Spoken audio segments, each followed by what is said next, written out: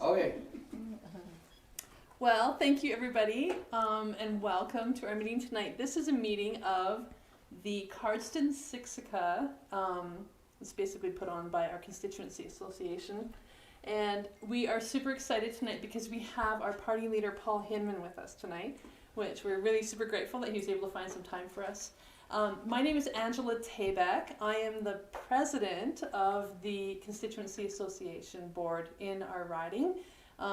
And super excited for some of the things that we're seeing in our riding, and we're just really kind of going for it and giving it a good push. We have a good message to share with people tonight and just from the party in general. So super grateful for this opportunity. Tonight the meeting is on Zoom as well, so some of our constituency members have that Zoom link and can join us that way. We are going to have, most of the meeting is going to be a Q&A.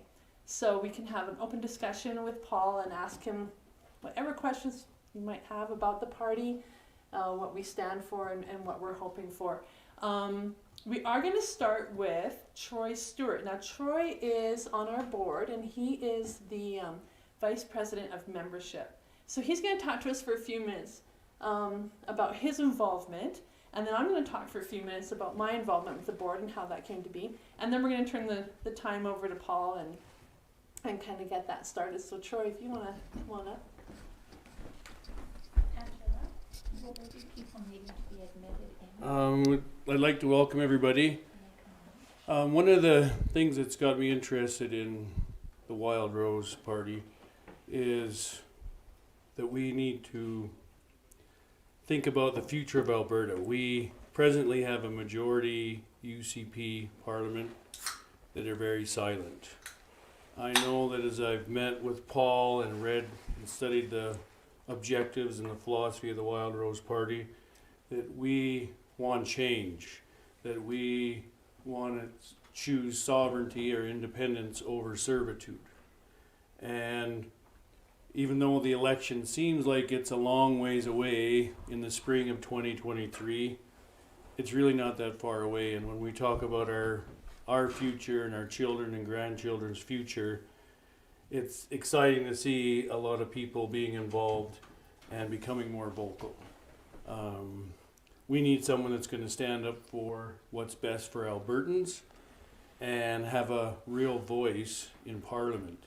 And I know that Paul Hinman is not afraid to stand up to the other political leaders and share what needs to be said. That he is a leader to get us some votes and get seats in the Parliament, and he'll do what's best for Alberta and our future. And that's what keeps me motivated to go to these meetings and try and spread the word and raise awareness about this political party. The United Conservative Party is not what it used to be 5 years ago. And it's certainly not what the Conservative Party used to be 20 or 30 years ago. It's time for change. And that's what we're about this evening and for the next foreseeable years. So I'll turn the time back over to Angela. I appreciate everybody coming. Awesome. Thanks, Troy. We have a really great board, and Troy is an integral part of that, so really grateful to be able to work with him. So about 6 months after the most recent election, I went to a town hall that was held by our current MLA, and I had some concerns. I was starting to see some things that were starting to bother me that didn't really jive with what the UCP had run on. And there was a little bit of starting to get that little bit of the old boys club type feeling again, some of the things that they were letting pass and go, and some of the entitlements that were coming to the politicians. Also, I didn't really see any movement on things such as getting a fair deal with Ottawa and really pushing for that. And so I went to that meeting with those concerns, and Mr. Hinman was there as well. And I raised my concerns, and he raised his concerns, same things, although he said them much more eloquently and way better than I could. Yeah, so I was like, oh yeah, I remember Paul from, way back. That's cool. It's great that he's here. Fast forward about another year. I went to another town hall meeting. This time we were dealing with COVID. And everybody was bringing up the same thing about they were not happy with the way that the COVID situation was being handled by the government. I also wasn't happy about that. But again, I stood up and asked, what are you guys doing about the fair deal with Ottawa? We haven't seen anything happening. And there wasn't much of an answer that was given, but I did notice one thing, that Mr. Hinman was missing. And I was kind of like, wonder what Paul's up to. Well, come to find out, he was up to a lot with getting things together, getting the party together, and bringing a lot of different people under one umbrella, which is what really needed to happen. And what we're seeing right now is the strongest, best organized separatist movement that we have ever seen in Alberta. The idea of separatism and the fact that we're not getting a fair deal with Ottawa has been around since 1905, since the very beginning. And we're finally getting organized. And so I'm really happy to be a part of that. I accidentally became the president of the board. I went to the meeting where we formed the board with no intention of being the president. And when I walked out of that meeting, I was the president. And honestly, I had experienced a lot of anxiety throughout the COVID thing, not from fear of getting ill, but from the way that things were being handled and the repercussions of lockdowns and those types of things. And when I left that meeting, I thought, oh my goodness, like what did I just get myself into? I don't have time for this. I'm barely managing life right now as it is with all these added pressures that we've all experienced. And I actually cried all the way home because I was like, I can't do, like there's no way. But I woke up the next morning with the greatest feeling of peace. The anxiety was gone.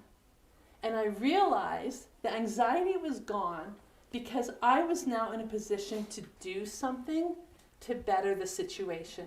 Instead of just sitting there and wringing my hands and seeing everything that was going on, how it was affecting my children, instead of just sitting there, I had the opportunity to do something. And so that's what we're going to invite every one of you to do tonight. If you feel that this is something that rings true to you, that you can become involved in, that you want to become involved in, you can be involved just a little bit by buying a membership. You can be involved a lot by becoming a member of your riding's board, a Constituency Association board. The whole gamut is there, and every single one of us can do something and feel that feeling of hope and peace that there is another way. We don't have to, we're not stuck with the way things are being done right now. So with that, I'm going to turn the time over to Mr. Hinman, and thank you so much again for coming. Well, thank you, Angela. Well, it's exciting to be here. It's always wonderful. It's too bad that the sun isn't out and we can see the mountains. It's always great to be so close to the mountains, feel the fresh air, and to realize just how fortunate and blessed we are here in Alberta with the diversity of our ecosystem and all that we have to offer. But I think as Angela and as Troy is mentioning, and thank you both for putting this on tonight and giving me this opportunity to answer questions and to share the vision on what I think Alberta needs to do. You know, when we see a lot of disasters around the world and problems happen and people that have lost their hope almost, the anxiety level is high, the despair is there, and they're wondering what to do, and they're looking to government for answers, and generally the government is causing the problems, and they're doubling down on individuals, but it's one of those situations though where you finally get to see the light at the end of the tunnel and you get excited. And I, as much like Angela 2 years ago, just you know, what are we going to do? Like, this is just unbelievable. I never had such high expectations as when Premier Kenney got elected, that I thought, wow, I'll never have to be involved with politics again. Here's a guy who knows the importance of freedom. He knows the importance, you know, of a constitution, about protecting the individual's rights. He understands the importance of balancing the budget and to reduce the size and the scope of government. And I just thought, wow, here's a guy who loves and wants to be here, and he knows what needs to be done. But so often in life with our highest expectations, when they don't come, becomes our biggest disappointment. And that's where I was. And again, that anxiety sets in, as Angela was referring to, when what can we do? What is our hope? And it really was hopeless. But when we all of a sudden see a pathway forward and have this opportunity to change things and to better our lives, we can get excited again and move forward. And that's why I'm excited to be the leader of the Wildrose Independence Party. This is about our freedoms. This is about independence. This is about, literally the sky is the limit here in Alberta. We have so much to offer the world, let alone to offer our children and our grandchildren, but yet we're being hindered. And I can't help but refer to start off with COP26 and what our Prime Minister committed to out there, and our Premier seems to be wanting to go along. And that's a stranglehold that undermines our future. It's going to destroy our province. It's going to create a have-not province.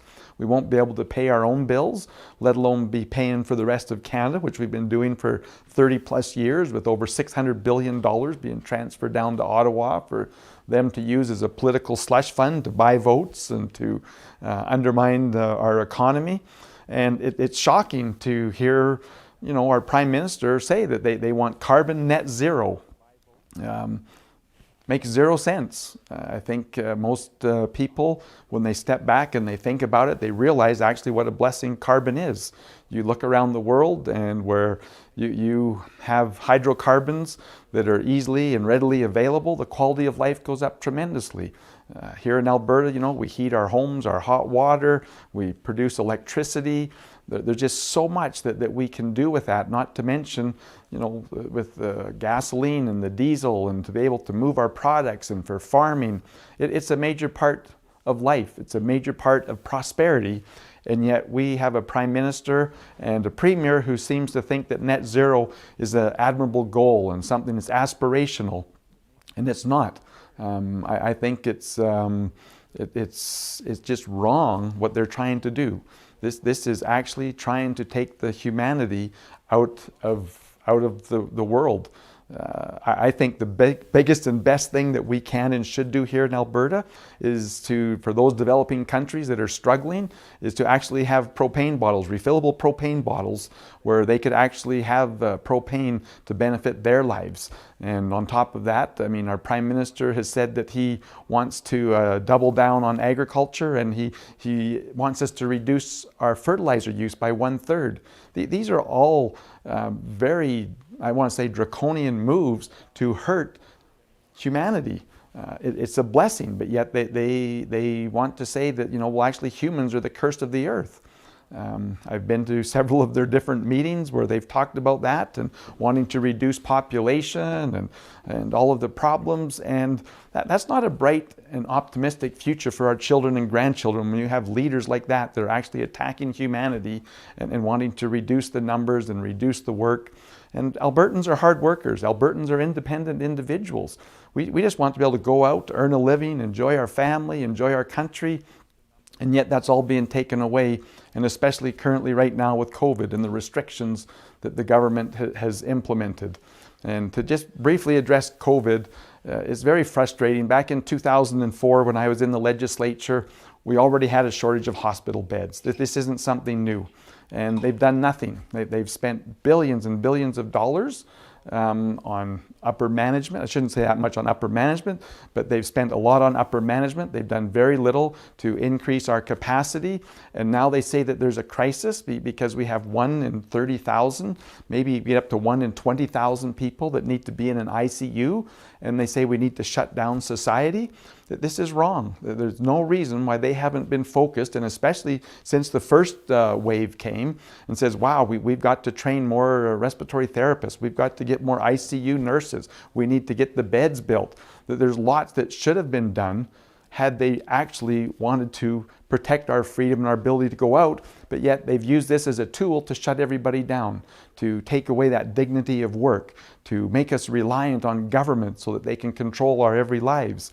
And these mandates, for vaccine passports are wrong. They need to be eliminated. This idea that mandated to work, I continue to meet person after person that says, well, I don't want to get the injection, but I just don't have any choice, Paul. I've got to keep my job.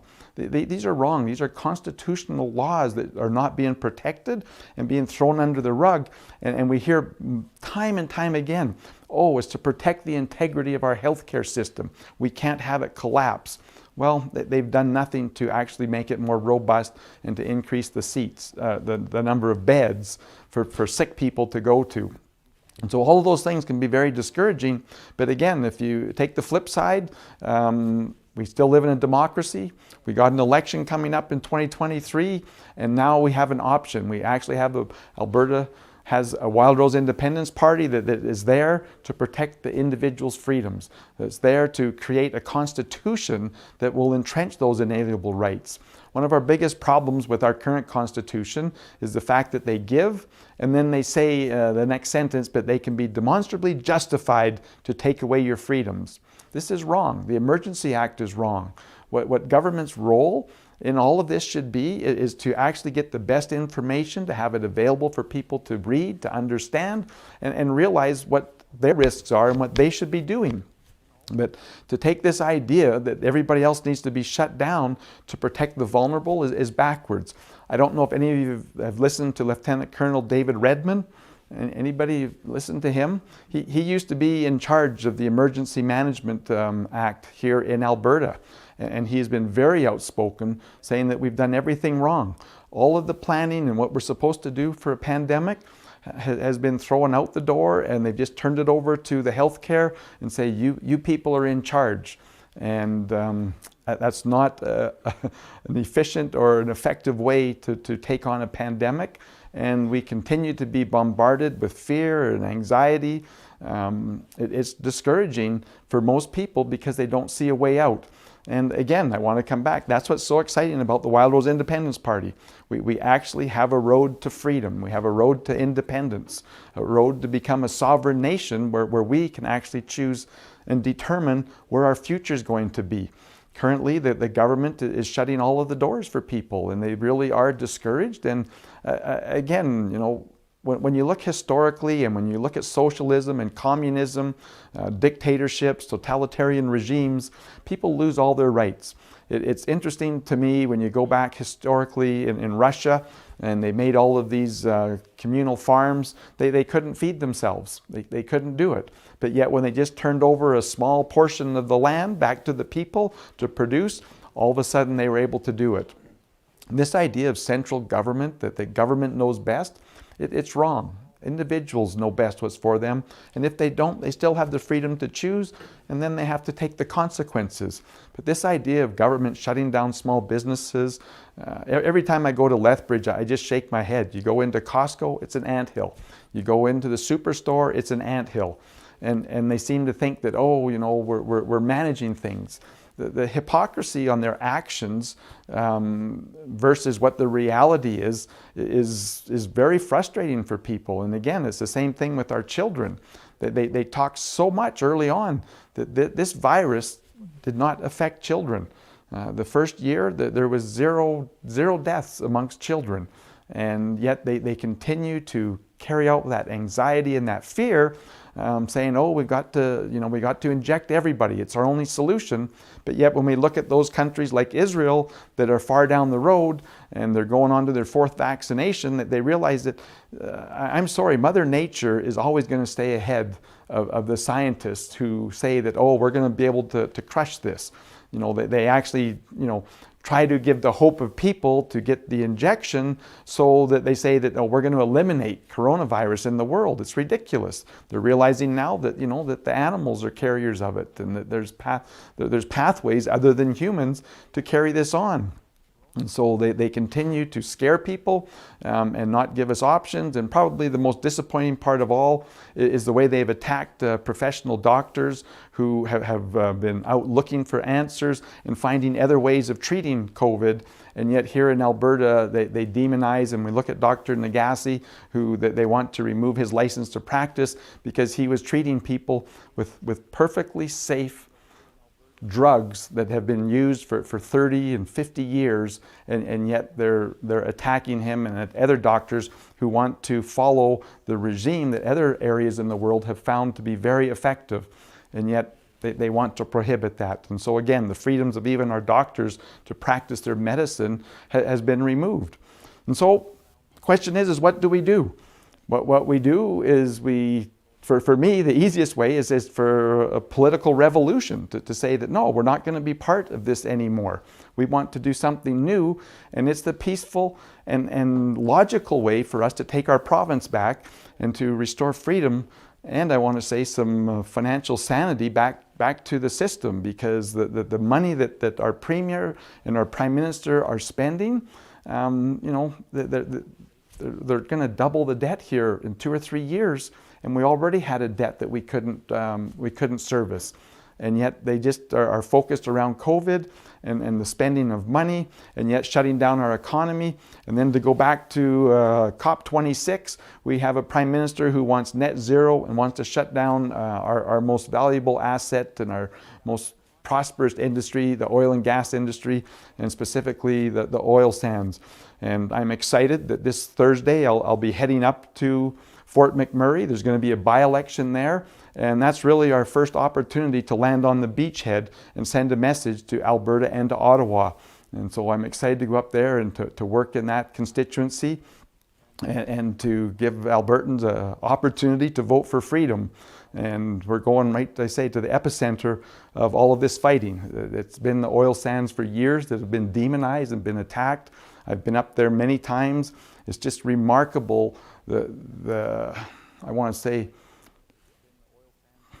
the way they're doing that, and when the reclamation of the land, it's simply beautiful. It's better than what it was before. I kind of often compare that to an operation. If you've got problems and you need to have an operation, if you go in the middle and they're open and they're working open heart surgery, you think it's pretty messy and we shouldn't be doing any of this. But yet the life that gives to that individual that lives 20 and 30 years later, no, it was beneficial. And the oil sands are a great benefit, and Alberta oil and gas is a benefit to the world, and there should be more of it. And to have the UN and to have the World Economic Forum and WHO and all of these other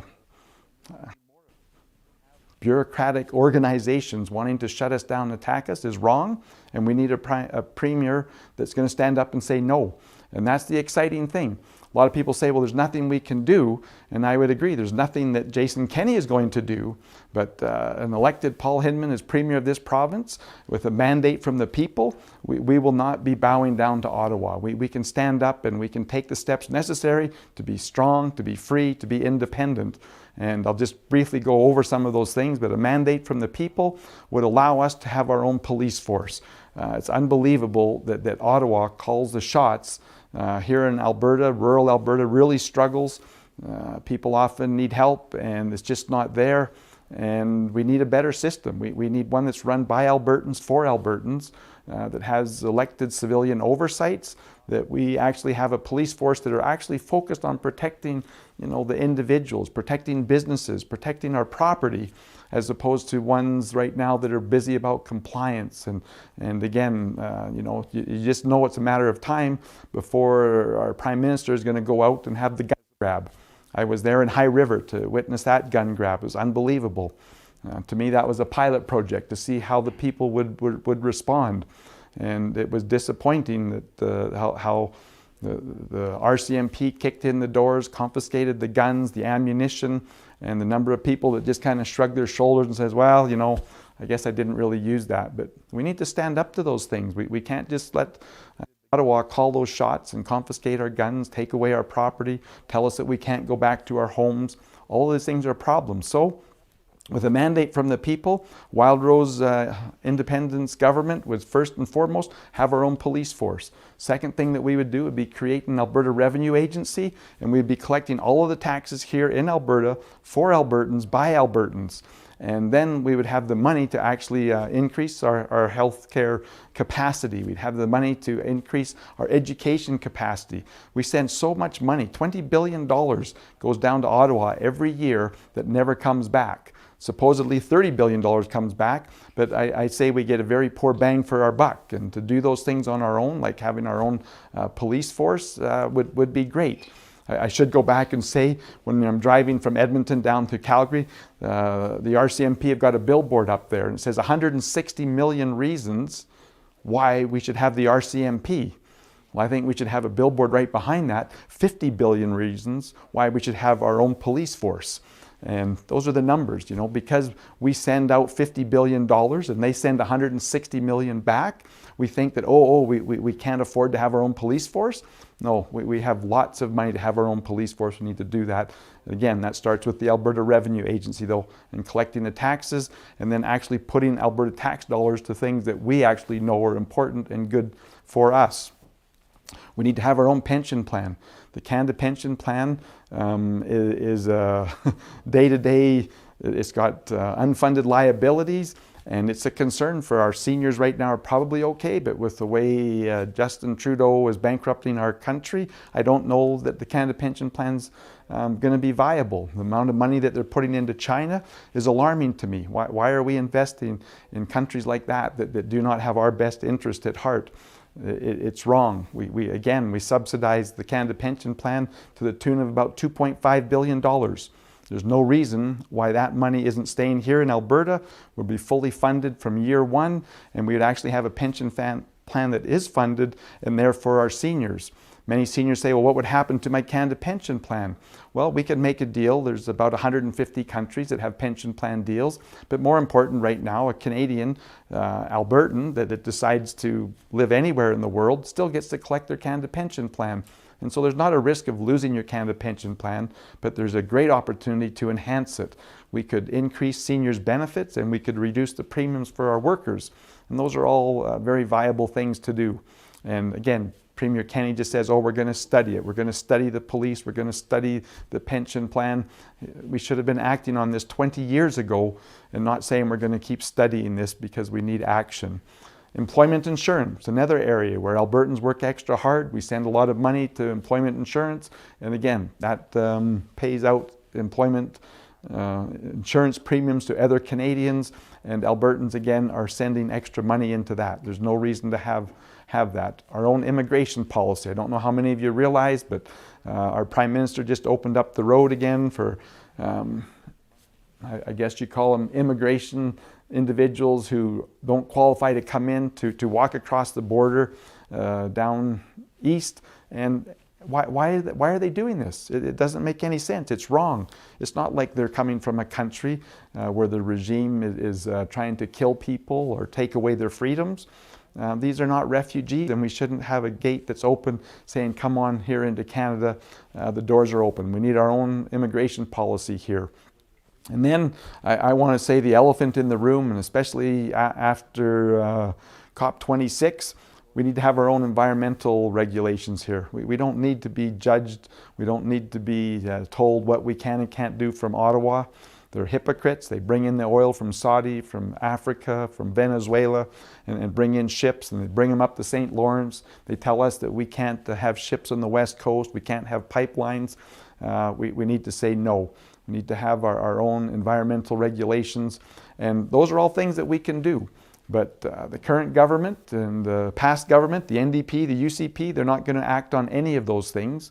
And we need to have a government that's actually going to stand up and protect our freedoms. We need a new constitution. Again, talked a little bit about it earlier, but there's several things that need to be in that constitution. One is our inalienable rights, the individual rights of life, liberty, and property to be protected. And along with that, the pursuit of happiness. Right now, a lot of people that want to pursue their happiness are told, no, you're not allowed to do it. You've got to listen to the government. We're going to shut down your business. We're going to allow you to have your business. Doesn't make any sense, but yet that's the control that they want to impose on us. And so overall, I'm quite excited. What's exciting is to meet with CAs like your own and realize, okay, how do we actually get this done? And it's actually one CA at a time. You need to find an individual that you're happy to represent you, and then we need to work to get them elected. I've been elected in this area before. I think that Wildrose is ready to be strong and free here again. And so we need to talk to people and let them realize the biggest problem we have right now is too many people don't even know that we exist. We got to get out there, we got to share the pamphlets and let people know that the Wildrose Independence Party is here. They're here for you, to protect you and your family, your property, and we need to get behind it and say no. We know very well that Rachel Notley is toxic. We know that Jason Kenney has betrayed us. They haven't been accountable. We can't even speak with most of the MLAs now. The doors are shut and they won't respond, and it's disappointing that way. But we can go out and talk to our neighbors. You know, we've got these brochures that we're out handing around and letting people know, but this is something to have. And when you talk to people, you know, say, are you happy with the current government? Do you think that they're solving our problems? Do you think that Alberta is going to survive if we stay inside Ottawa and they shut down our oil and gas? They'll go attacking our agricultural industry. And the answer is no. But people say, well, what do we do about it? Well, we have a political revolution. We get out there, we get the membership, and we get to determine that in 2023. And again, our first opportunity here, though, in Fort McMurray is going to come up in the next few months, and I'm very excited to work there. But I think that kind of my presentation at this point, people always have lots of questions, and so I want to switch and move to that and see, well, what can we do? But it's about building your constituency, getting the membership here, and realizing that we're up against the government. We're up against big business. We're up against, the NDP as well. And the only way we're going to get this out is actually going door to door and talking to our neighbors. If we think that we're going to be in Main Street media or we're going to get some break, it's not going to happen. That this is going to be a ground game, and that's where we can and we will win. We get 3,000 members, you can almost guarantee that the vote's over. Too often, politicians, what they like to do is to wait to the end, and then they get a big emotional thing. They have this scheme on how they're going to get people emotionally charged, or they're going to give a bunch of money and buy their votes at the last minute. You know, the last 3 days, it's amazing what comes out during an election with promises. We saw that with our Prime Minister, billions and billions of dollars being promised. But if you already got people signed up and they're members and they know what we're trying to do, the election is actually over before it's called, and that's what we need to do. And we need to get our CAs strong, our membership strong, and the word will be out, our signs out on our lawns, and people know about it. But really appreciate you coming out. Appreciate Angela and Troy for hosting this tonight, and those that are online, and happy to answer your questions now.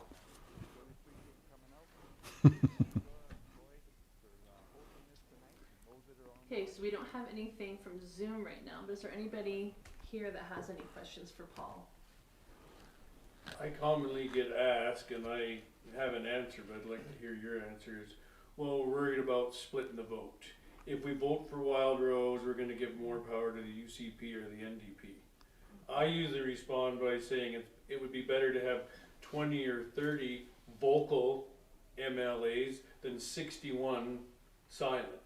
Because right now, the only one that gets attention, it seems like, in the parliament is Drew Barnes and Todd Lowen.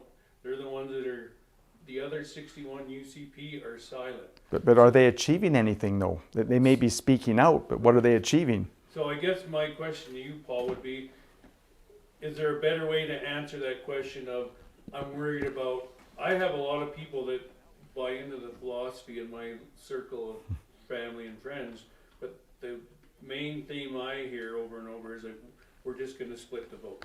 Well, there's about 4 really good answers for that. First and foremost is, do you want Alberta to determine our future or Ottawa? There's 2 parties in this province, the NDP and the UCP, that bow down to Ottawa and have no desire to stand up for Alberta. Number 2, which is ever more prevalent, is if there was no Wildrose party, the NDP are going to form the government right now. Albertans are so mad and upset that they're going to vote them out. And so why on earth would we want to say, let's do nothing and let the NDP have it? The actual only solution right now is for conservative Albertans to have a party that they can believe in and vote. And that's what the Wildrose Independence Party is. And so to say that we're going to split the vote, the UCP have already lost the vote.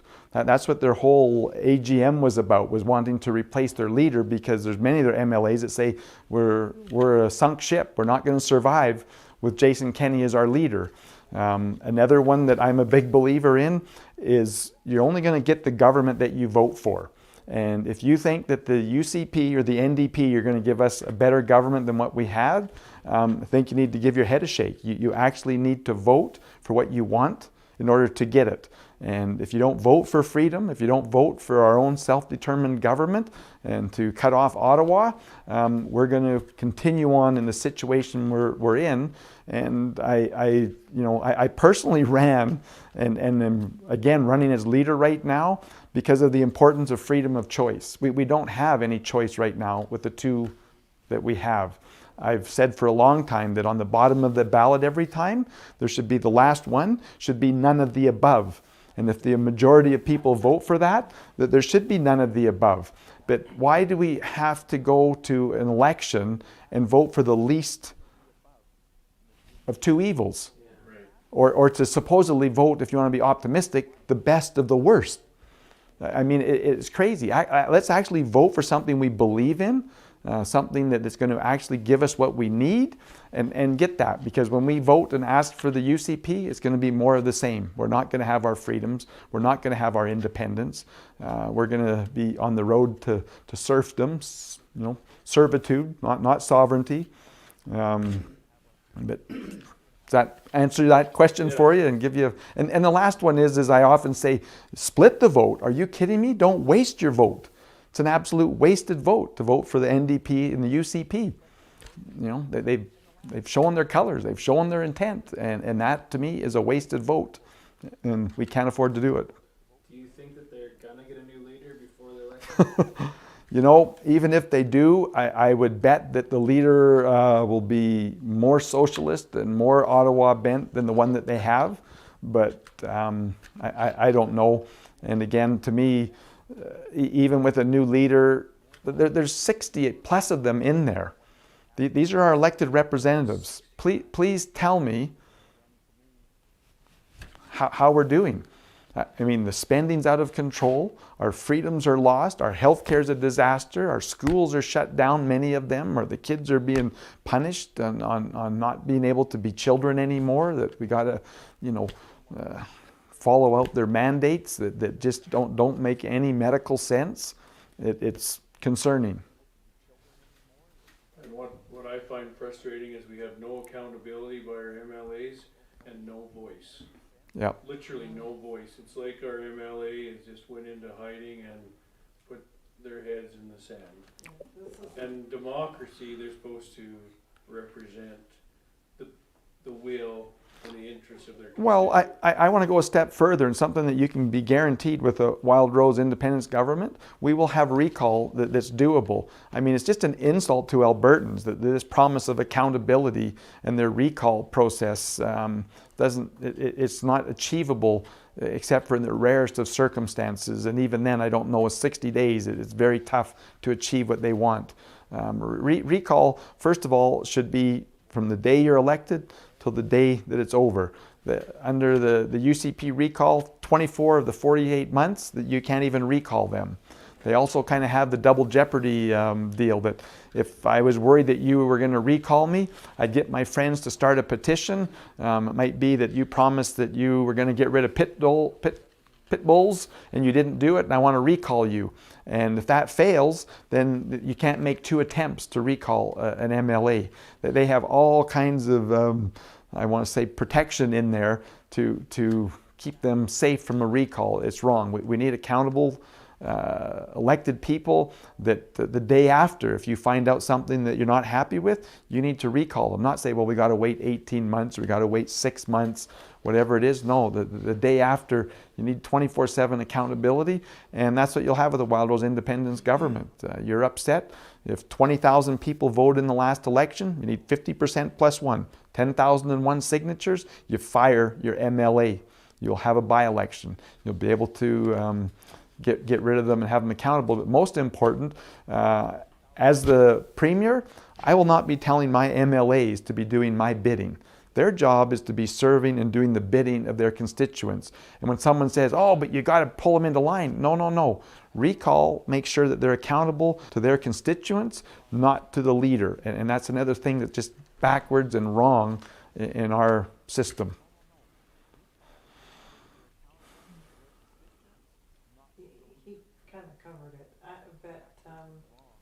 know, I have listened to you for a number of years.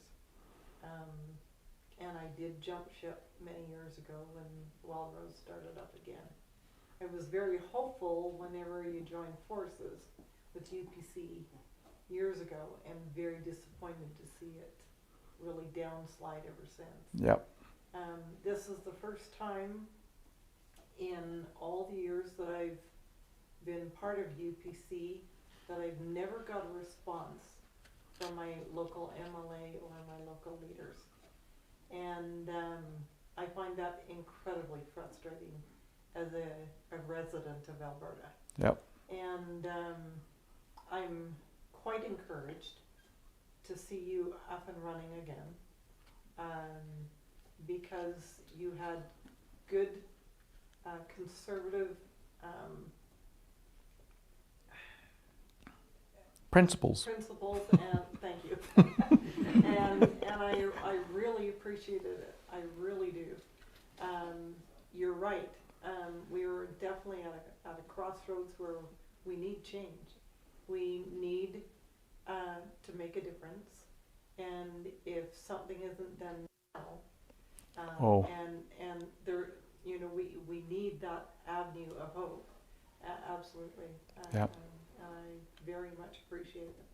The only thing that I'm curious about, because I've not read enough yet, is you talk about division and talk about even Alberta leaving Canada as a whole, and I'm very curious what that would look like.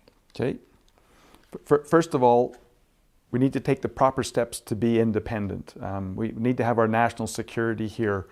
We need our police force. We need our Alberta Revenue Agency, our own pension plan, our own employment insurance, our own immigration policy, and our own environmental policy.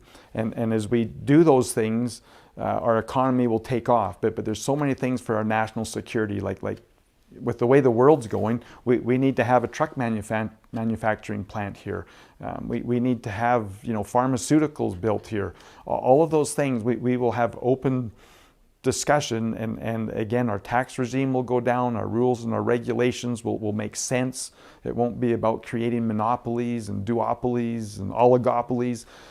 It's about having good government, which actually protects the free market to come in and produce. And so as we exercise our full autonomy, it'll give Albertans the confidence to realize, wow, we really don't need mom and dad from Ottawa. That $160 million was nothing. Our police force is better now. We've got an increased and a fixed healthcare system that's on the road to actually meeting our needs. We have senior care, our school, our education is being propped up. And as we do all of that, then Albertans will have an opportunity in a referendum to say, well, do you want to go back to the way it was? Or do you want to continue forward with prosperity and peace and a future for our children and grandchildren? And it'll be through a referendum of Albertans. It won't be the government saying, oh, we're declaring this. Wildrose government, getting a mandate from the people, will give us the authority to exercise our full autonomy. And then when we've got our taken the proper steps to be independent, at that point we will allow Albertans to decide in a referendum, do they want to stay inside of Canada or do they want to be a sovereign nation? But for me, we need to leave. And even if you just go down to the simple fact that we have a prime minister who wants to destroy our economy and our country, and he stated he wants to be the first one to sign on as a post-sovereign nation. I compare Canada to the Titanic. It's hit the iceberg. We're taking on debt faster than we'll ever be able to recover. And to say that we don't need to worry about that is a lie. And when Canada goes down and goes bankrupt, if we're part of that, we go with them. We need to be independent. We can't be part of them. But again, that'll all be part of the debate for Albertans to make after we've taken the steps to show them what sovereignty would be like and the capital that we can attract here. There are just so many opportunities we have. The people that we have here, the universities, the education, the ethics, the work ethics, the land, the water. We just have second to none in the world. And again, in short order, I see Alberta being one of the, well, we'd already be in the top 15 for GDPs of countries around the world. I see our race to the top. This would be the bastion of freedom, the bastion of prosperity here in Alberta, because we'd actually have a government that respects the rule of law, which is critical again. That we just don't have a government right now, and again, the Supreme Court is ruling against our constitutional rights with limiting our exports and pipelines and all on lies, all on misinformation, all on fear mongering, anxiety, and saying, oh, we've got to protect the planet. We will protect the planet. Our environmental standards are second to none. We do a phenomenal good job here, and that's what goes around the world to do a better job. And we have that. We do. And to summarize, to end it, I love comparing, I want to say, the economy and our health care and those things, and think back 100 years ago what we had here. And think how those have all moved ahead and how beneficial, you look at the things that we can do with our healthcare now and the lives that they can save. It's phenomenal. But yet, when you look at government and ask, well, have we learned anything? Are we now a better government? Are we actually serving the people? Are they getting value for their money? The answer is no. Government has continued to deteriorate. In the last 100, 200 years, we're using the same faulty system. There's no accountability in our Constitution. We need to have balanced budget legislation, like in the Constitution, that if a government runs $10 billion debt, let's go back to 2015 when Justin and Harper were battling it out. And, Stephen was saying, oh, we got to balance our budget. He had 3 years of complete fiscal craziness, and then the fourth year he says, oh, it's critical, if we don't balance our budget, we're done. And Justin saying, oh no, it's just $10 billion and budgets balance themselves. And he got elected. But if he would have had to have raised the taxes like we do municipally to balance the budget the next year when he spent $10 billion, all of a sudden that accountability, oh, that wasn't so good. And then the next year when it's $20 billion, or this last couple of years, $250 billion, if he had to double all of our taxes, he wouldn't be able to get reelected. And those are things that we need a constitution here in Alberta that, number one, protects our inalienable God-given rights of life, liberty, property, and our pursuit of happiness. But the other big half is we need a constitution that restricts the size and scope of government. That it's just not open-ended, where they can print money and they can say, even that, just please, Justin, look at the common sense of this. If printing money is the solution, well, why didn't you print $5 trillion then, if that's what gets us out? We all know that it's a lie. It's deception. It's worse than, basically what it is. It's the mousetrap. And many people are taking it, but it's going to bite us. And whether we stick our hand in there to get it or whether we stick our head in there, we're going to face an economic fallout that if we're not sovereign, I don't know that we'll have a free and prosperous Alberta in any sense. So in a sovereign environment, are you also looking at, this is probably a touchy subject in your position, looking at political income of each and every constituent and making that even with our business sector. Not sure I'm understanding your... Not sure how to put it.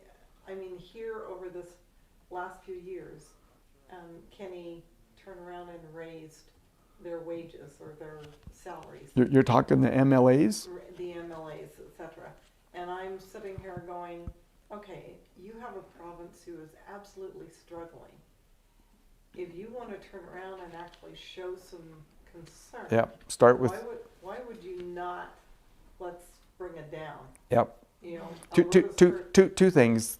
That they need to be reduced, but probably more important, I personally have always felt for years, the last thing that we should do, the last piece of legislation that should happen before an election is the contract of what the next 4 years are. It's amazing how humble the MLAs are when they're out campaigning and what they're willing to do and how hard they're going to work. But usually the first thing they do when they get in there is then pat themselves on the back with a nice big fat paycheck. Yeah. But boy, if they had to pass that as the last piece of legislation before they go to an election, I can tell you we wouldn't have these problems. They're pretty humble then when they're going to the people, but the day afterwards, they're pretty arrogant and full of themselves. But you had a question. A lot of times we use the phrase, you mentioned it today too, we're looking out for our children and grandchildren. But a lot of our children and some of us, our grandchildren, are at voting ages. A lot of the points you bring up are points that, if approached properly, you can hit the young vote. But a lot of the points that you bring up are very easy for the other side to barely even scratching the surface, make it look bad of why you don't want to at all. So how do we reach out to the younger vote? Well, I would argue starting off by telling the truth. I mean, is there anything worse than a family who's struggling financially and they're spoiling their kids and not telling them that, you know what, we can't afford to do this, and they lose their house or whatever because they're being fiscally irresponsible? We need to tell them the truth, and we need to expose the lies, and we generally don't do that. It's quite simple when you actually point it out. And again, when I guess I want to go back with the children, and like we need to start teaching them better in school the consequences of debt and where it is.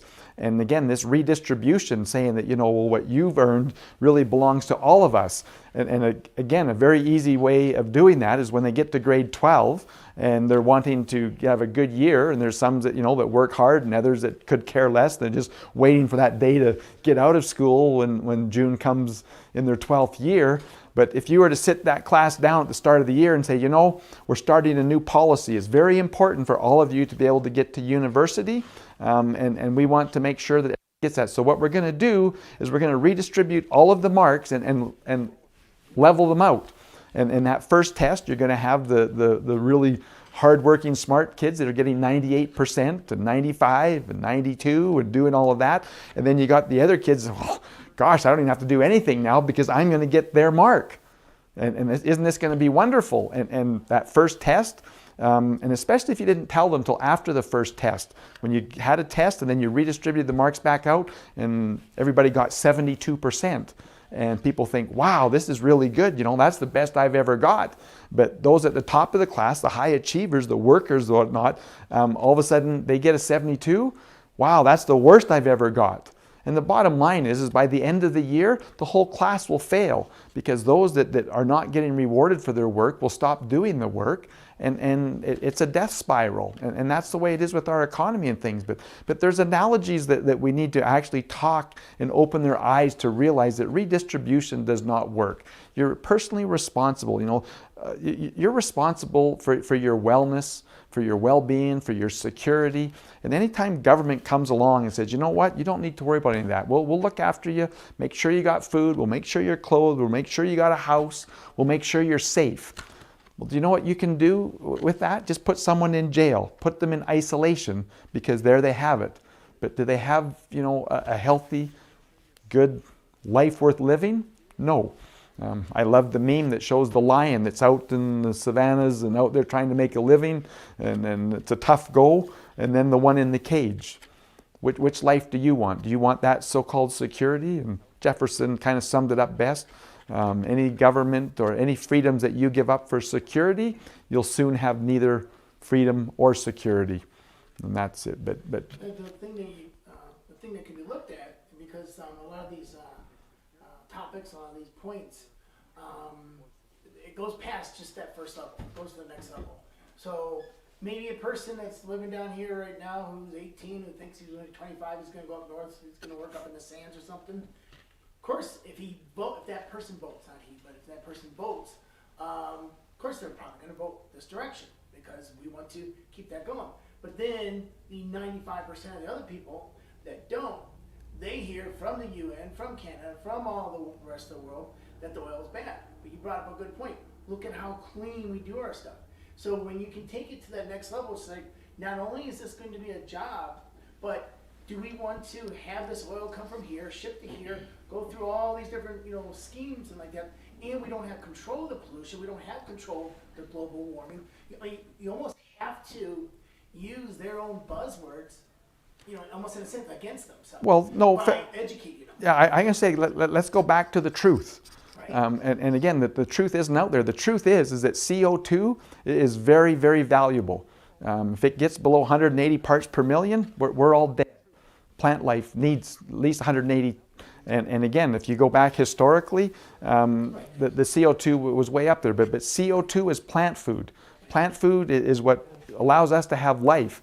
And I don't even know, how many kids are taking biology and realizing that the cycle of oxygen and CO2 and the planet's actual ecosystem, the information that they're giving out there is just flat out false.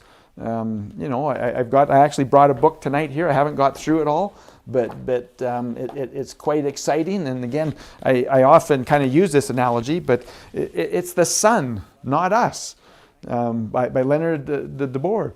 And he puts it out here in very simple terms, but this is the type of stuff that people need to realize. I often use the analogy that someone says, oh, I'm a millionaire. I saved all of my pennies. And, well, how many pennies do you have? Oh, well, I've got 100,000. Got more pennies than anything else. Well, that doesn't make you a millionaire. It's your bank account, it's your RSP, it's your other stuff. And it's the same. CO2 has an effect, but H2O and the clouds have a much bigger effect. But the fact of the matter is, it is the sun. And we all know, if the sun doesn't come out tomorrow, if there's a volcanic reaction tomorrow and the skies get blanketed, the CO2 is not going to keep us warm. CO2 isn't going to grow the plant food. And we need to start talking the truth on these things and realize that, no, this is propaganda, that this is fear-mongering, this is creating anxiety that is not true.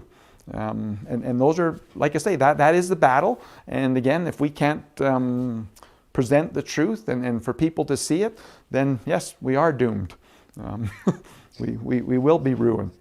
But I just really believe that by actually presenting the truth, rather than people picking the least of two evils, that they'll actually go for the truth. People want what's best for them. If they're educated, we make better choices. It's the people that aren't educated, that don't understand, that make poor choices, that cause problems, that their life is in trouble. And that's why we emphasize education so much in our system. It raises the level of existence, the level of our economic situation, and that's what we need to do, is get better educated. Is there let's say things move ahead, is there a healthcare system out there that would be something that is a good example? Yes, we would tweak it because we're Albertans, but what would be a good example in your eyes as far as a good healthcare system? Well, when you say that, I want to say, let's go back to some principles that will actually fix it. Because first of all, you need competition. If there's zero competition, whether it's in sports, whether it's in the arts, whatever else, we don't get a very good product. We need to turn our system upside down. Right now we have what we call global funding. And they look at a hospital and they say, oh, how many beds do you have in that hospital?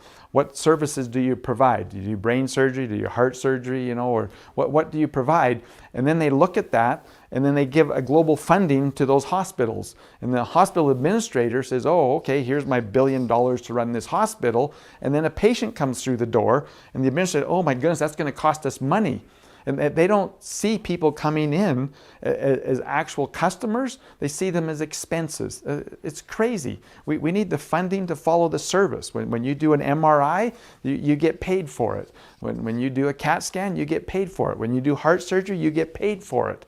And instead, they take their funding and they break it up and say, okay, well, we can do 5 heart surgeries a day at this hospital, or 2, and we're doing it 5 days a week, and then that will last us for the year. And everything's partitioned out. We need competition. When I first got elected, we were fighting to get an MRI here in Lethbridge. They wouldn't give us one. We had the ability to do it, but no, Alberta Health Services says, nope, we're not going to allow you we won't give you the funding to do that. We couldn't even raise our own money. They would stop us from doing that. The innovation, when doctors are allowed to do new treatment. I remember years ago here in Lethbridge, they wanted to, they brought up and they actually performed the laser treatment for varicose veins. Don't know if you've ever known anybody with varicose veins and the pain that they've gone through to go in and to get them stripped and the surgery and the cost. Well, I can't remember whether it was $1,600 or $2,200. You could literally go in, they'd put that laser down, they'd burn that, go out, you could walk in and you could walk out and go back to work. But Alberta Health Services wouldn't allow the funding to go there. No, but you can go case after case after case where central government, it's a roadblock. There's no progress. And again, I get a kick out of them when they formed the Alberta Health Services originally, the super board. They brought in all of the experts from the different regions and they said, okay, let's sit down, let's figure out best practice. And so then they said, this is the best practice. Well, I can tell you many examples where problems have occurred in these hospitals and they say, well, we're actually looking at updating our practices on this. There's an opportunity for improvement. Well, how bad does it have to get before management says we got to look for something innovative? Whereas if people have that freedom to choose and you have a hospital administrator and you got innovative doctors that are out looking around the world to see what's happening, the answers come much quicker. And so by having competition and the funding following the service provider and the treatment, to me, it'll completely change our entire system, and I just see, again, the sky's the limit on the innovation and what will happen if in fact we do that.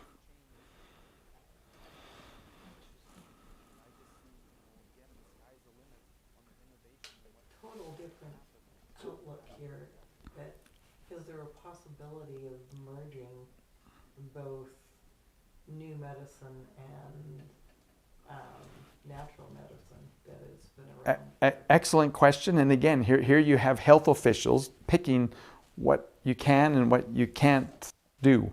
And again, in a free market, and again, if you've got a naturopath individual who's doing a phenomenal job, guess what? His business is going to grow. That person's business, shouldn't say that. And again, by having the free market and funding following the service, and again, if people want that funding to go there, they can talk to their elected representative. How do we want to do this? Again, one of the things that we will have is citizens' initiative referendums, where they're binding. If the people, I use the example of capital punishment. If Albertans want that, politicians would never bring that up. It's way too risky. It's divisive. But a group, some mothers that have lost their child to something, like you look at MAD and what they've done, about drunk driving. But some of the best things often come from citizens' initiatives, and they need to be binding on government. Another thing that's got to be in the Constitution. But if you're actually focusing and you have the principles of freedom and the restriction of the size of government, we can just do so much better. Like we have an opportunity to make leaps forward where I want to say the capital of the world will be looking at Alberta and say, wow, let's get our money there. You look at these tax havens around the world, whether it's the Cayman Islands, Singapore, or used to be Hong Kong. They had nothing to offer except for banking and low taxes. Why don't we have this here? Why don't we have entrepreneurs who want to come up and start a hospital and treat people and have new innovative ideas? And there's just so much that we have here that if we had a free open market that was competitive, wow, I just can't think of a place that could compete with us. But the key is to have an efficient, effective government that respects the rule of law. Because people need to know that this is the rule. And again, it's like building a house. You don't build a whole house and then have an inspector come along and say, oh, by the way, you can't do this, you can't have that, we're changing our rules on this. You have the rules, and then the people look at it. And again, this government talked about red tape reduction and what they were going to do. Boy, they have not done a very good job. And the biggest red tape reduction is Ottawa, but we have a great opportunity. Oh, sorry.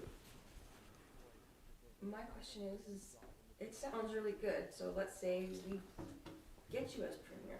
How long does it take for this whole process? Are we talking like 1 year, 5 years, 10 years down the road? Like, how long is this process? I think in the first 90 days, we can do an incredible step forward. We can get our own police force, we can get our own Alberta Revenue Agency, we can reform the tax system with that Alberta Revenue Agency. The healthcare system, again, it is very easy to dismantle senior management. We don't need that. I've spoken many times that, you know, the AHS board of directors, they should all be fired. Their incompetence is clear when you look at our system and how we're failing Albertans and shutting down businesses because they're protecting their system. Their system is a failure, and those people who manage it needs to be fired. You need to have the focus on the front line and the service, and they get paid for that, not paying for management. It's unbelievable how much money is just wasted in management. But worse than that is the protection of, I want to say, the power and the finances that they have in management. One of the problems, again, in government is that all upper management gets paid on two things: their budget and the number of people that they have under them. And so every one of them, they're motivated that, oh, I need a bigger budget. I need to hire more people because they get paid more.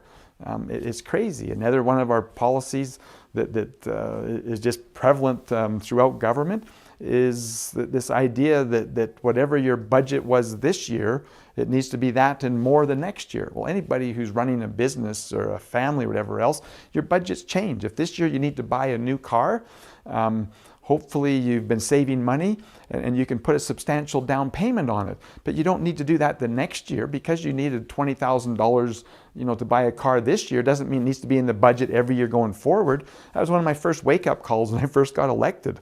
Went up there and, you know, I didn't have a very big budget. They were very partisan on how much I got versus what the other MLAs and the other caucuses had for research.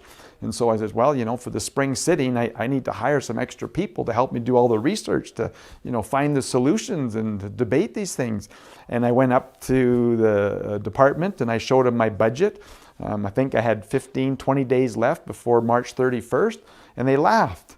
They said, oh, Hinman, you're new around here. You don't know how things work.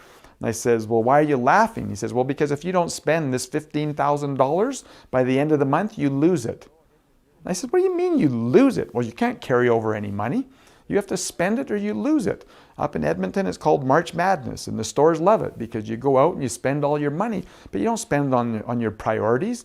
You spend it on whatever you can think of, whether it's new office furniture, new, you know, computer, whatever else, whether you need it or not, because you need to use up your budget. Very simple thing that we initiate day one. It's called zero-based budgeting.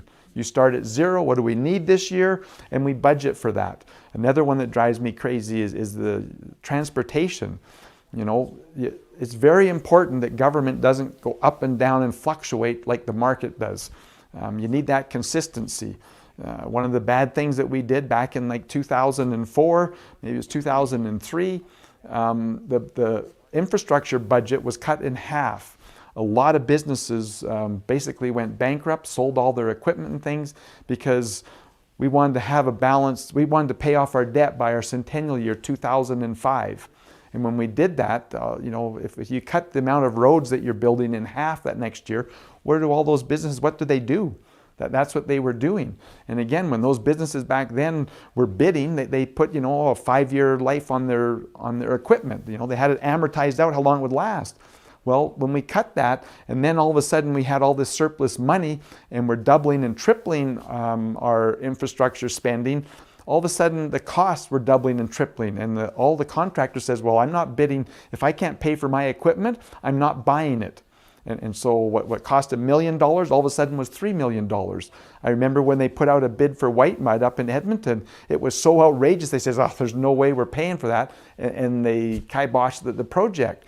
But if government is spending, whether it's $5 billion and next year, you know, $5.2 billion, and it's steady, and you have your infrastructure list here of 100 projects, and you say, you know, well, the bidding starts, and wherever $5.2 billion gets to, that's how far we're going with our projects.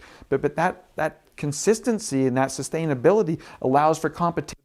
But if they think that, oh, next year we got a surplus, we're going to spend $7 billion, oh my goodness, it's a bad year, we're going to cut down to $4 billion, that's very expensive for the government to be trying to get bids when it doesn't know where it's going to be. But those are all things that an actual efficient, effective government can provide for Albertans. And so how fast can we do it? Lots of these things, you can't quite snap your fingers, but you can start the motion going. And I see, in a year that there'll be substantial changes that people will see. With AHS, again, one of the things we'll get rid of is the super board. We'll go back to a local hospital administrator who is going to get his job because this guy's really sharp. He knows what's going on in the business and in there. And I think that, like I say, when you change management, when you say under new management, and it is new management, I'm very optimistic that we can make these things move and move faster than any of the bureaucrats and government elected people right now think is possible. They're dinosaurs. They just don't know that they're dead yet. But we need them to be extinct in the next election. So going along with the theme of telling the truth, one of the things that I'm struggling with, I'm excited, I can see the vision, I feel the vision, but I mean, obviously we got to tell the truth and open our mouths and let people know. But how can we keep people excited or motivated to get on board with what how we feel? Like I talk to a lot of people and they're like, yeah, they're very passive. They don't. Yep. I don't know how to spread the enthusiasm. It's difficult, but to simply say to them, do you think by doing nothing that somehow we're going to get saved? Do you think it's not worth the effort? Like, what's the effort? You buy a membership, you talk to somebody, you actually do a little bit of studying and reading and realize so that you can talk to people and say that these are the things that need to be done. These are the principles for prosperity. These are the principles for peace. These are the principles for good government, and have people have that open discussion. And again, the excitement is in the growth. If you've got 50 members and in a month from now, you've each gone out and convinced one more person and showed them what it is, and you've got 100, and then you've got 200, that's the excitement of the strength of your team becoming stronger and more people involved, and signs are going up where people see them. Those are all things that enthusiasm, most important, needs to be in the constituency, with people realizing, you know what, we're going to take this one back. We're going to send an elected representative that's going to represent us, and if we're not happy, we're going to fire that individual. But a lot of times it comes down to just you got to get the first message out, and once you get that first message out, and they kind of nod their head, now you have to almost kind of like pry a little bit. What is their hot button? What is it that really gets them to that next spot like that? So you get them started, and they're like, okay, I'm with you, I'm listening.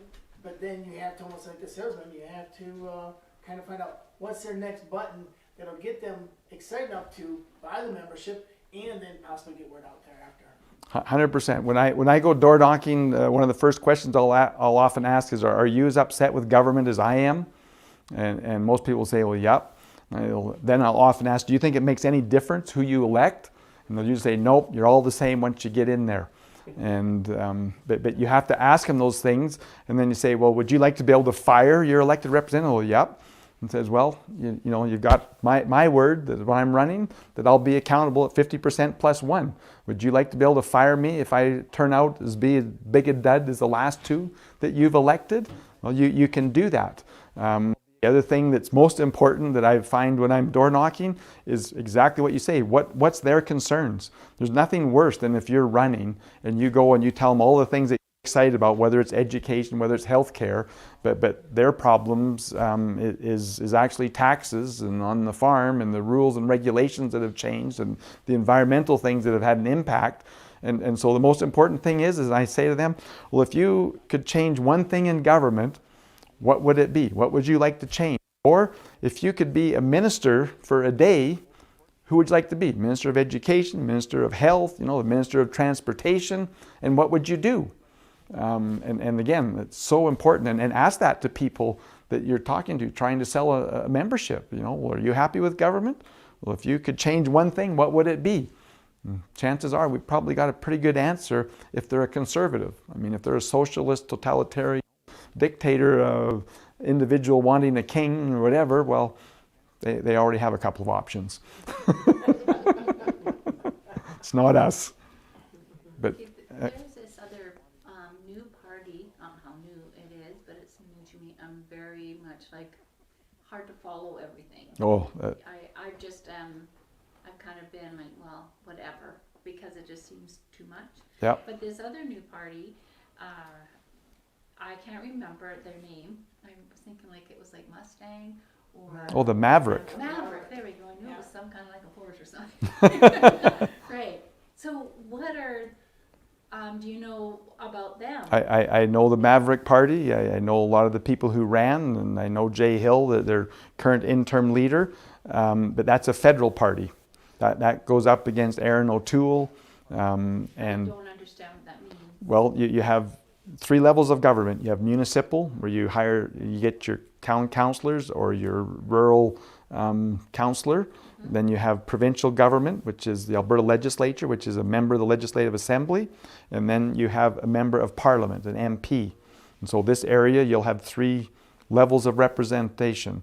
One on the county, one on the province, and one federally. The Maverick Party is federal. We're provincial. Does that explain it, or still a little confused? Okay, I'm just, as you're saying Yep. it, okay, that's that. So how are they, what would they, we had Well, we young just guy come to our, one of our events in Glenwood.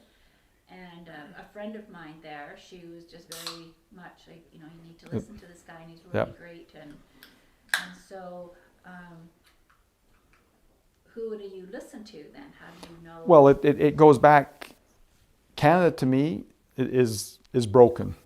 It's a toxic relationship that we have with them, and we need to be independent. And so for me, I'm not worried federally, whether it's a Maverick Party, whether it's the People's Party of Canada, whether it's the NDP, the Liberals, or the Conservative Party of Canada. We have sent our people out there since 1905 with, I say, very little impact, usually negative impact. It's our Constitution. I always say it's really the majority rule, tyranny of the majority. And if they want to vote to shut down our oil sands, they seem to do it. And the Supreme Court wants to go along with that. And there's nothing we can do about that. That's why I say we need to be a sovereign nation. That don't tell us what we can or can't do, especially with the hypocrisy that they bring in foreign oil and they use it. I mean, most people don't even realize that 70% of medical equipment, comes from hydrocarbons. Like the benefit that we have in our society and what we use for it is phenomenal. Most people don't realize it. I sometimes use the analogy that the grade 6 students need to come up with a project, and they decide that what they're going to do is they're going to shut down chicken farms. They went in there and they just thought it was terrible. We shouldn't be able to do this with chickens. And the whole time they're sitting there eating McNuggets. We've got a complete disconnect from where our benefits to society are from hydrocarbons and where they come from our food and agriculture. So you want to see Alberta as a place where we don't have to listen to what's going on in Ottawa. Correct. And that whatever we decide to do, we can do. Yeah, we will exercise our full autonomy. We're not going to listen to those. So we don't need any federal. No, our problem is that we send all our money down there, Yeah. and then it comes back with strings and attachments saying that the only money that they'll give for our oil and gas right now is to lock in and shut in wells, reclamation. No, we should be drilling. Whatever we do here then stays here Yes. within the border, and Yeah. we make the decisions and do what's best for the people living. Yes. And let everybody have that voice to be able to say what they feel would be the best situation. Yeah. We'll determine our future. We won't be letting someone like Justin Trudeau announce that he wants. So you can get to that point Because I guess I think that if we're at that point, then we're no longer we're no longer part of Canada. Correct. And which, I We- mean, it's fine with me, but. We cannot, if you look at this on a business sense, and our partner in our business was doing to us what they're doing and spending the money and Yes. making globetrotting, trips around the world, giving away our money, telling us that we can't do what we're doing at home, that relationship would end immediately. A lot of times people ask, if we were signing on today, Newfoundland just came on in 1949? Not that long ago. But if Canada was offering us the deal that we have right now in the Constitution, I don't think there's one Albertan in 10 that would sign on to that. So do we still have to continue with income tax? Well, the whole idea of where we're going to go is a great one. There's a few things that I would love to see when it comes to our tax system. First of all, I really think that property taxes are wrong. I would like to see a sovereign country where you own your property and it's not being taxed. I think one of the best and easiest ways is a consumption tax, that you can earn your money, but then when you go out to buy, that's when you get taxed. It's fair. People want to buy something, well, you can do that. But we will certainly be looking at a complete overhaul of the tax system. Like I say, in our Constitution, I want a Constitution that says the maximum amount of tax that a government could tax is 25%. After that, the accumulated tax, nope, you're not allowed. And that again restricts the size of government. But when a government can, vote to say, well, 50%, 70%, 90% of anybody who makes over $1 million, we're going to take that away. No, we need all that size and restrictions in our Constitution to stop government from becoming the big monster that it is. Then the other thing that I kind of wonder about are your feelings with the First Nations people. Well, I look at the way we've been treated and how bad that is, but that's it just pales in comparison to where they're treated. They are third-class citizens. They don't own their own property. They don't have their royalties. Everything goes into the trust funds. The Indian Affairs, it's just disgusting. And I really believe that as we become a sovereign nation and they look and see, like we'll be one country, one law, one citizen. That there won't be these tiers of citizens that you can't own your property, you can't do this. And So have you talked with chiefs on the different tribes? No. I don't see, first of all, with COVID, they don't like meeting. We had a few appointments that we were going to do a year ago, but they didn't want to meet. But this is a ground movement with the people, and I believe that the residents on those bands will get to decide. And again, I don't have any problem. Down here in the south, we're well aware that when the First Nations want to travel back and forth across the border to their own people, they just have their little treaty card and they go back and forth. If they don't want to join us right off, I have no problem with them wanting to move back and forth and continue to ask for their money from Ottawa. But in a post-sovereign nation, the land that they have will be theirs. The opportunities that they have, they can be a full partner to develop and do businesses and whatever they want, and they can govern themselves on that, just like we do. And this. If they have the choice, then they're eventually going to see, even if they don't write it first. Oh, exactly, and that's my point, is that we're not going to force them and say they have to be part of us. That watch and see, whether you want to vote in a year or 2 years. But I'm convinced that we're going to have Canadians wanting to flock here, and the First Nations are going to want to say, you know what, we want to be part of a new country where we're equal partners in that, not third-class citizens. Because we're here already, and we can't help at this point, what our ancestors did. But I really feel the need that we have to be united and if we can all work together to help everybody's belief systems, their what they feel is going to benefit everybody. Yep. And that's, to me, really important. I'm all about, a big hug for everybody, that Yep. we just all need to work together, be friends, and not try Our- to our- break everybody Our, down. our politics is very divisive. It's this area against that area, this business against that business, this region against that one, rural against urban, north against south. And politicians are notorious for trying to divide and conquer. We're going to be just the opposite. People are treated equal. I mean, another thing when we talk about taxes, our tax system won't be any better if we're sending all of our money to Edmonton and then have to get money back for our schools and our hospitals or whatever else. We'll be collecting the taxes locally. The numbers that I've got that show how much money comes out of our area, we all think that, we don't have enough money here, whether it's Cardston or Mountain View. You would be just shocked to see the amount of tax dollars that leave our communities, and then they're sitting there with both hands out asking for money back.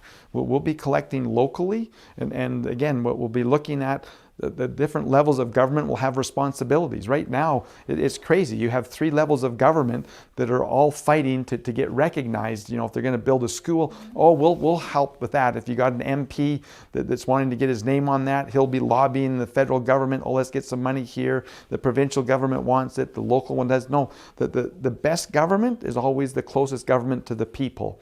Again, it'll take some time. Know their needs. Well, and you can. I wanted to ask something too. When you were talking about the budget and that, it just seems to be in all organizations, you have to spend it in that certain time and you can't roll it over.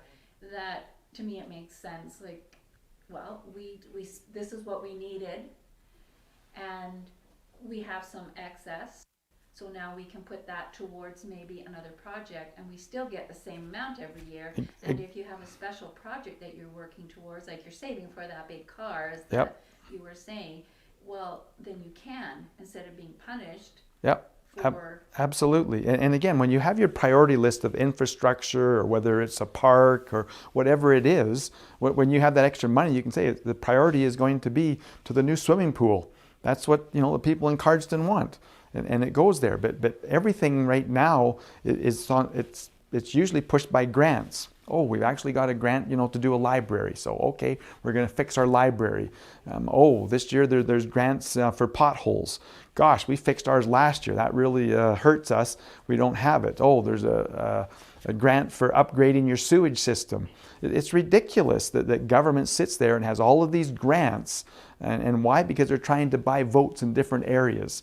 No, you need it local, and you need to have a prioritized infrastructure list. And when you've saved a little bit of money, it goes and you're going to be able to get it a year early. And no, those are just, to me, common sense, good business, good government. Yeah, see, we've been in desperate need for a new hospital here. We service not just our community, but the blood tribe and some that come up from the States because they are Canadian, or they do go back and forth because of farming and different things like that. And at one point we were third or second on the list to be able to finally get that. We were first at one point. Government changed. We literally went almost down to the bottom. We moved up a bit through the last few years, and then all of a sudden we're kicked right off again. And it's just like, excuse me, the need's still there. With him working there, it's atrocious, some of the things they face and the challenges they face because of it. Well, the need never went away. It never did. The funding should have never got away either. But And again, it goes back to the political games. And where they think they need to spend some money to get some votes or to shore up, an area, and it's wrong. But the biggest problem is that when you collect the taxes centrally, they control it. But if you actually keep the money here, and then if there's so much money that we put out for for highways and for our firefighting, for the forest fires and all those things that go up there, but our system is backwards, just like the healthcare system. Right now, it all goes to central government. Well, I personally love to live in a world where we have health centers, not hospitals. Yep. Yes. We have places that you can go, like getting your teeth fixed. Your teeth are really important for your Yep. health, for your brain and your heart. And yet there isn't the average person like me at this point can't go and really do it to the way that it should be Yep. in a healthful way. And I mean, there's so many things that if we focused on health for people that they can Yep. go to and get healthy, then we won't need to worry about having all the drugs and all the other things, and that money can go to better, and you can have a healthier, wonderful. No, there's Follow no, the patient, right? Yes. yeah. Yes. And there's no question that the quality of life is directly related to your economic and health issues. And when you go into these areas that you know are economically depressed, their health is poor, their homes are poor, all of those things are poor. And there's no reason for that. We need to educate, and again, that having that wellness, being able to get in there and be educated and be taught about those things, that's our way of getting people out of poverty and going forward, is educating and having the services there available for them. Which, like I say, I just very optimistic that there's just billions of dollars that are being wasted that they can actually go to health wellness, because again, the ounce of prevention is way better than the so-called pound that we find out doesn't cure. And you look at whole health rather than just portion. Yep. Yeah. Yeah, we Yeah. have a society that's portioned.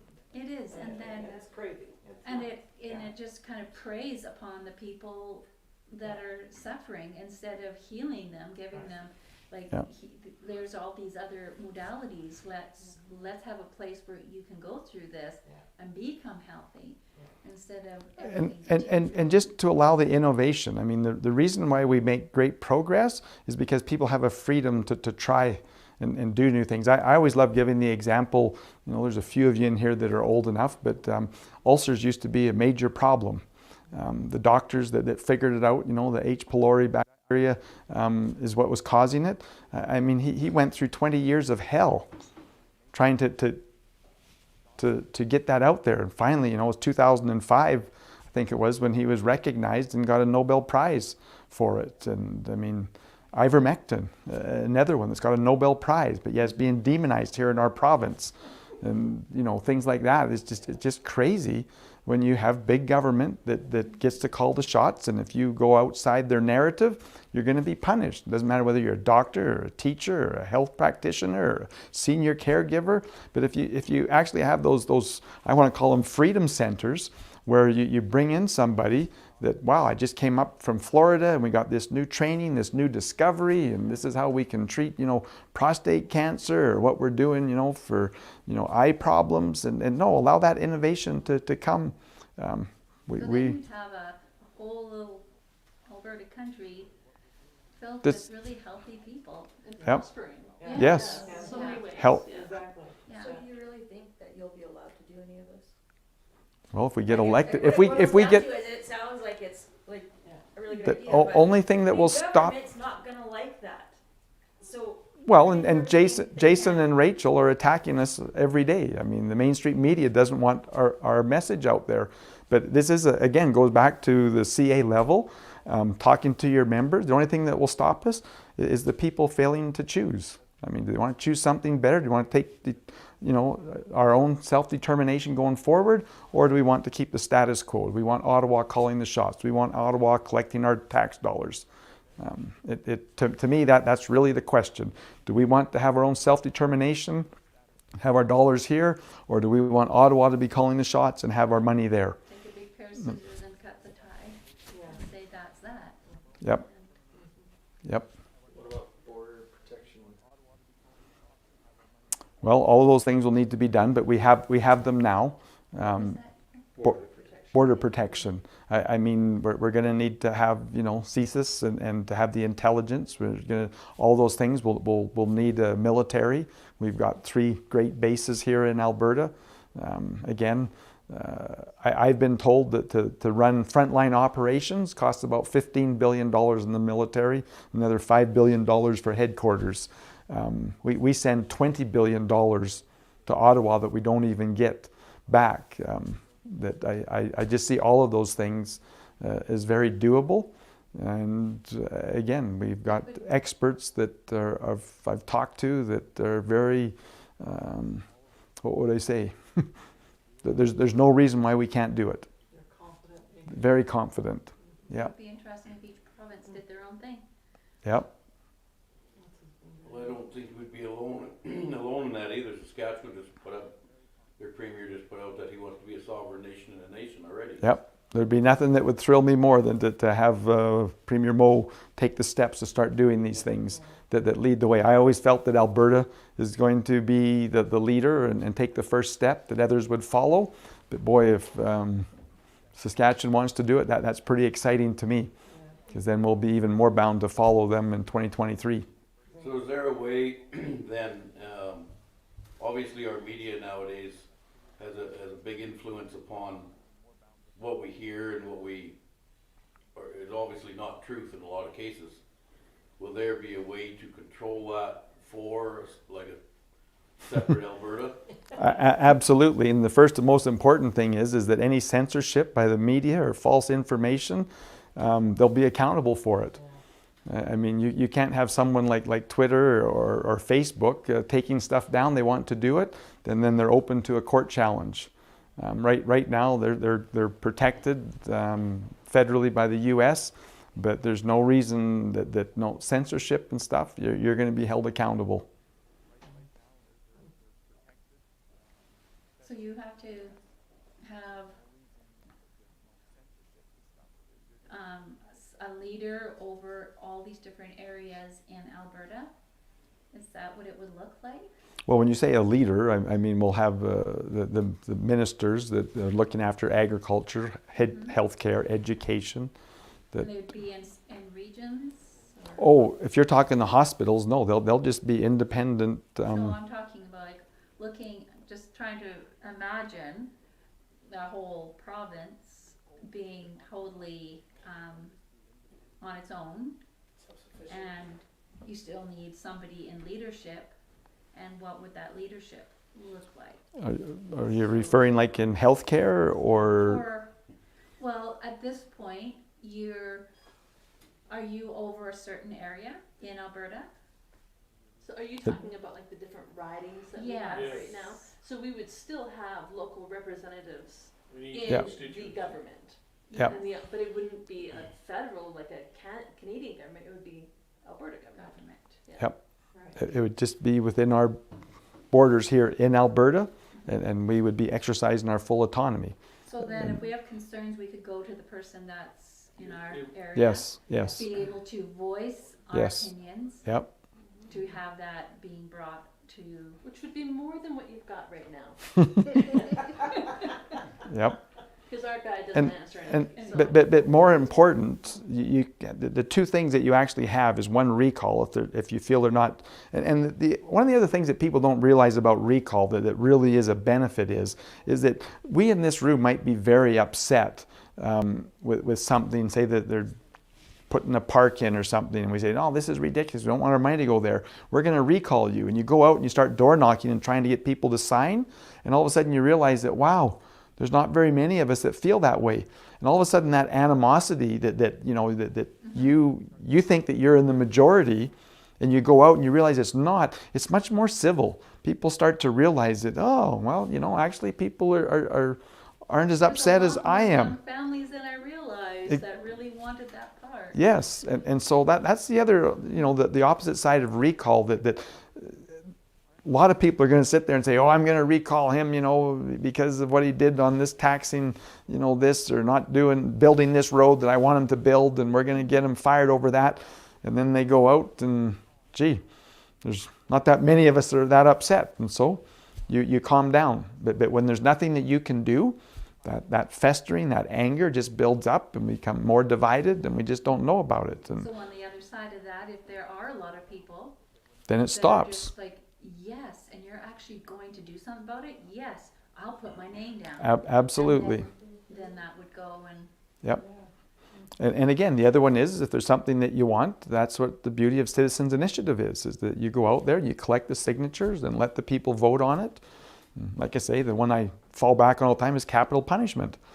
If the people want that, they could go and collect the signatures and get it on the ballot, and then you vote. And then you're not upset when you realize that, oh wow, it was 70% or whatever. Didn't realize that there's this much support, or that there wasn't there. And again, all of that actually becomes a more civil society where we get along better, because we don't feel like, we've got to be in power so we can impose our policies. And then back over here, now we're in power, we're going to impose ours. And we go back and forth way too far. And we just need accountability, and that ability to bring forth citizens initiative referendums. Another one, that the government won't ever touch is tax-funded abortion. There's no reason that citizens can't bring that forward and vote on it. It takes it away from the elected people, and it's not so partisan. No, let the people decide. There's a lot of social issues like that. There's a great benefit of voting in a referendum versus trying to lobby elected people to vote one way or another, because they're like deer in headlights on a lot of these. A lot of fear tactics. Like, Yep. I have a real big thing about climate control. I mean, the Earth does a cycle, and it's just cycling. And if we just treat it well and be one with it, we'll be fine. Well, but even with that, I use the analogy that do we realize that just 10,000 years ago there was like a mile of ice here? Just 10,000 years ago. This Earth is billions of years old, but 10,000 years ago there was a mile of ice. Why did that ice melt? Well, it's an Earth cycle. Well, but And it's always done a cycle. but that's my point, is that it didn't melt because of a few individuals that killed a mammoth and had a fire and did something. It's the cycle in the universe, the sun cycles and all of those things, but yet we don't teach any of that. We've taught them that, that this ice cube that was a mile thick and across the whole plains has shrunk all the way down to little glaciers. And now we're going to blame us and say that, it's because of us that this last part is melting. Well, it creates a Like- lot of fear, and it's really unnecessary. Yep. And But you got to look at the big you picture. need to look at the bigger picture. And when all you do is you're going to school right now and you're in grade 6 and you're saying, all we're doing is we're causing that last little bit Yes. of stuff to melt, and they don't realize that, wow, that little bit used to be all the way out here in a mile thick, and it took 10,000 years to go there, and our river valleys and everything else. That kind of puts things back into perspective. And that's what I say, going back, talking the truth and thinking these things through, and not have a narrow scope of time and thought that they want to impose on us. Well, and staying away from the fear. Right? Yes. I mean, we've seen very well that the current government is all about fear mongering. Oh, And when we talk about the vote split, guaranteed they That's- will harp on that over and over and over again, and it's a fear mongering tactic. yep. And Nope, I tell and- people we don't need a vote split, we need a vote shift. And if enough people Yep. who believe the same way that we do, which I really do believe that most Albertans, if they were presented with this, would accept it and say it makes total sense, Yep. we wouldn't have a split. Well, We have a shift, in right? 2004, when I got elected in this area, and it's been split since then, I had less than a 3% chance. Went out, door knocked, talked to enough people that there was a major upset. And again, it's about going and door knocking, talking to your neighbors, getting them on side. Done it in the past, we can do it again in the future. So you're saying 3,000 members in this riding would guarantee us that we've got it? You pretty much locked it in. I mean, there's no guarantees in life, but generally what you find is that, whether it's 5 to 10 votes for every member. And so if you had 3,000 members, you're going to get 15,000 votes at 5 to 1. At 10 to 1, it's 30,000. I mean, it eliminates them. It just does.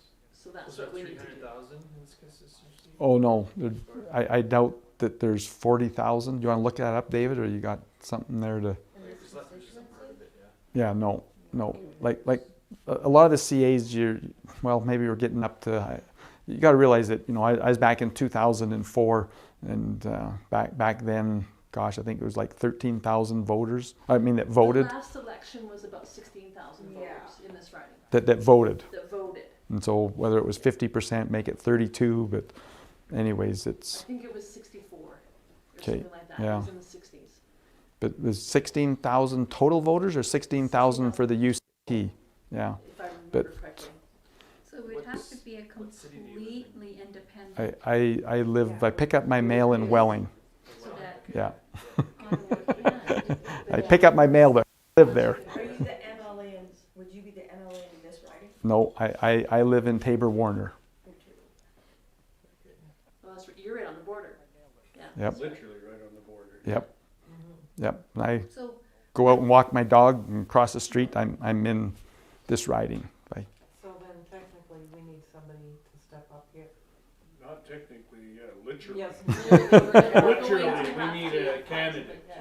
now Yep. would there be, any kind of a uprising from the Ottawa or whatever to trying to break it down and say, no, you can't do this? You know, it goes back to the fear and the anxiety. I mean, there's no reason to do that. We're a free country. We have free votes. I mean, there's always that possibility, but historically, I don't see it. I mean, I can't see Ottawa sending the troops and trying to take us over. And again, people say, well, but that was happening, you know, in Quebec, and they were ready to act and move on that. And again, Quebec, though, there was a lot of terrorist activity that was going on. It's very different. That this is a civil process, and that's supposed to be, you know, the peaceful transfer of power. But we'll do what we can to be prepared and make sure everything's okay.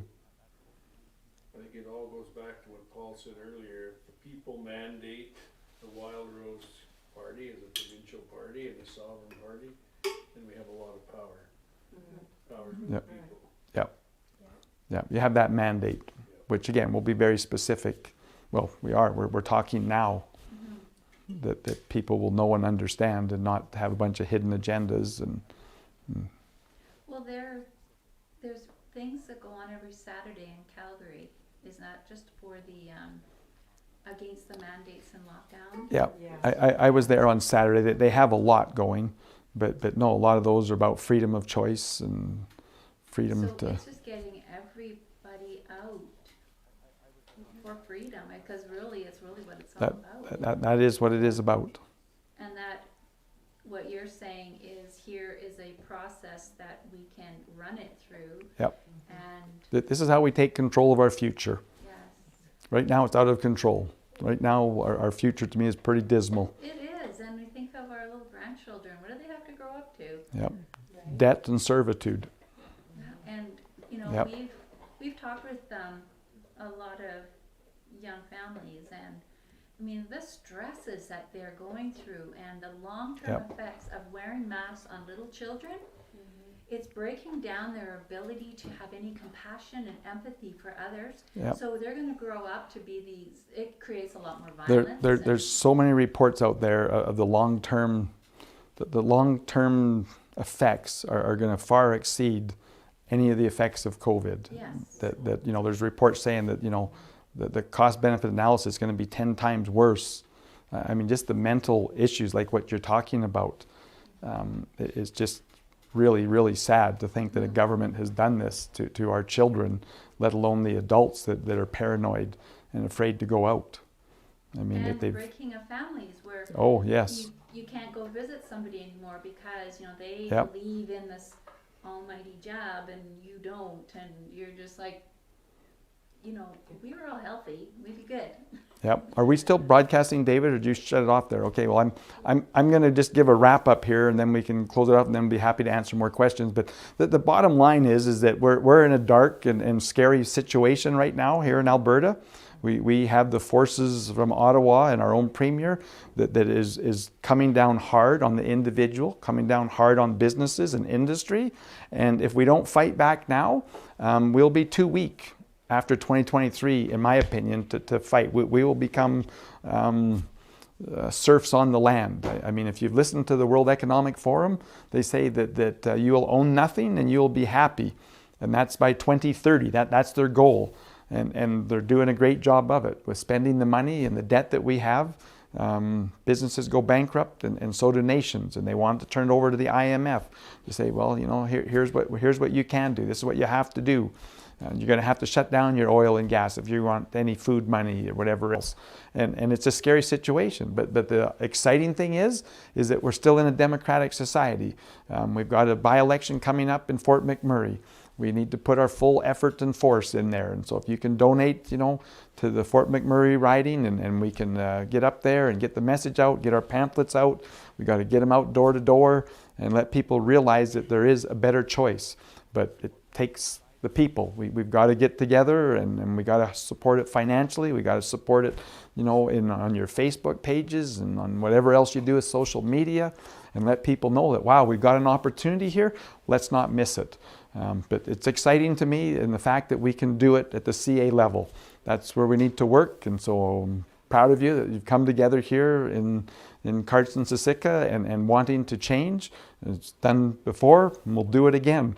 But I just thank you for coming out. If you're not members, I invite you to come to our webpage, wildrosenation.com, and to sign up as a member, or join us if you don't want to be a member.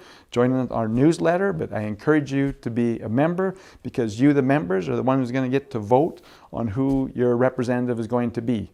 My encouragement is that I say to each of the ridings, if you get to 500 members and have $5,000 in the bank, you can apply to the provincial board and say, and your board says that we've got 1 or 2 candidates that we're excited and we want to support.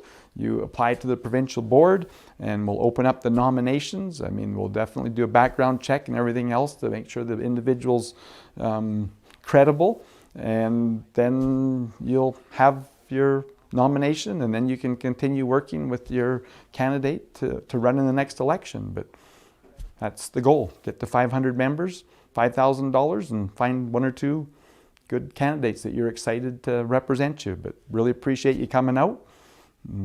Look forward to crossing paths again and working as we try and win this riding. Thank you. Thank you, Angela.